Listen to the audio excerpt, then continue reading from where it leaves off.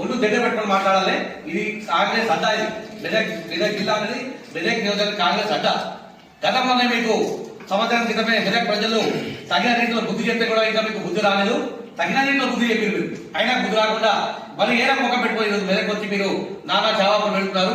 అభివృద్ధి దిశలో ఇప్పుడిప్పుడే ప్రారంభిస్తాం మెదక్ ప్రాంతాన్ని మీరు అధోగతికి ప్రయత్నం చేస్తున్నారు.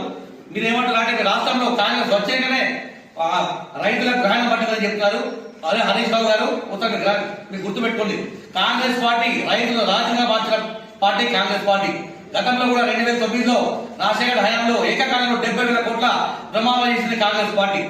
ఈ రోజు కూడా మేము ఎన్ని ఇబ్బందులు ఎదురైనా ఎన్ని అవాంఛలు ఎదురైనా ఇచ్చిన మాట కడబడి 6 గంటల్లో భాగంగా ఈ రోజు రైతులకు 2 లక్షల ఏకకాలంలో రుణమాఫీ చేసినాం. మేము ఈ రోజు 22,000 కోట్ల రూపాయలు 25 లక్షల మందికి ఏకకాల రుణమాఫీ చేసిన పార్టీ మా ఘనత మా కాంగ్రెస్ పార్టీ.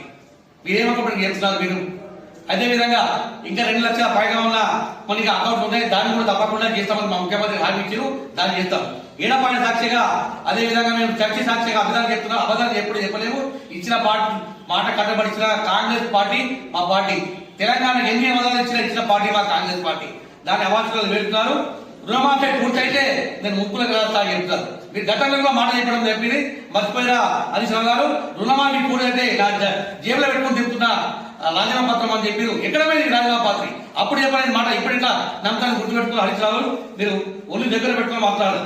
మరి ఏమంటున్నారంటే మా రేవంత్ రెడ్డి గారికి మా ముఖ్యమంత్రి గారిని ఏ మొక్క పెట్టుకుని వస్తున్నాం మెదక్ అని చెప్తున్నారు. రేవంత్ రెడ్డి గారిని అడుగుతున్నారు హరీష్ రావు గారు మిమ్మల్ని తూటిగా ఒకటే పరిస్థితి అడుగుతున్నాం. ఏం మొక్క పెట్టుకుని మెదక్ వస్తున్నారు? గత 10 సంవత్సరాల కాలంలో మీరు ఈ రోజు సీఎం గా మీ ప్రభుత్వం ఉంది.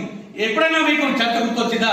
10 సంవత్సరాల కాలంలో ఏ మొక్క పెట్టుకుని 10 రూపాయలు ఇచ్చిన మా చర్చ డెవలప్మెంట్ 10 ఇచ్చిన పాపాలా పోలేదు.